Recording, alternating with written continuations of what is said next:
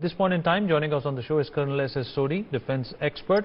Major Mohommed Shah is also here with us. Sanjeev Srivastava, foreign affairs expert, joining us as well. Last but by no means the least, Ambassador Deepak Vora, former diplomat, is also with us to talk about what's going on in Ukraine at this point in time. Reactions from Ali and Colonel Sodhi as well, not more than 30 seconds as well. Ali, there is also a charge on Vladimir Putin at this point in time that, all of this is fabricated. Only 6% of the Russian territory is hitting, countries that are aligned with the NATO. If that was the logic, India shares about 4,000 kilometers worth of border with China and 3,500 worth of kilometers with Pakistan. We should have gone to war with these two adversaries a lot sooner.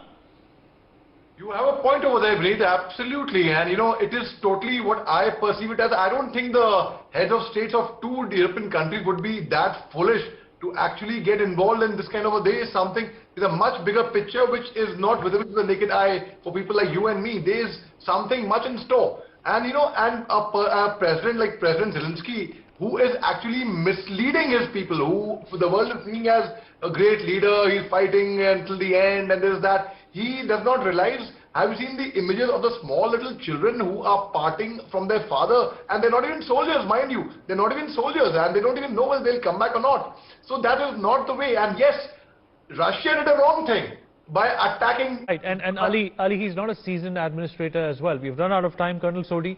He's not a seasoned administrator. He's an actor who's turned into a politician, very similar to Imran Khan, a cricketer turning into a politician. Look how he's run his country into the ground.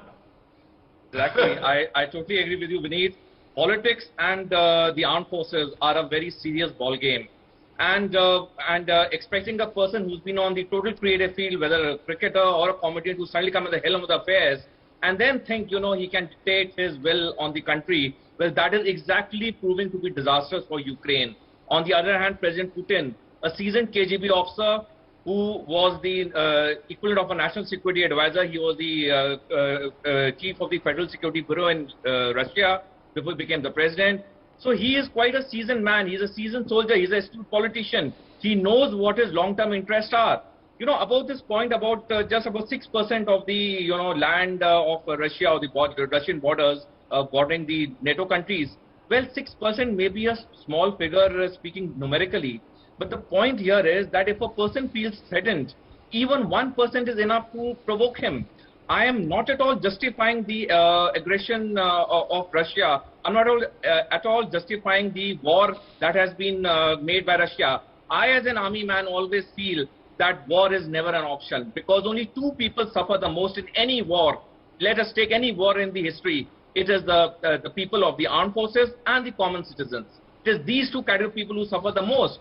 So the point here is that President Zelensky should have earlier taken all the opportunities to convince or to assure the Russian regime that he will not let his country be militarized. Well, he didn't do that. Now that the war has been done. Right, sir, right. Thank you everyone for being a part of this wonderful conversation.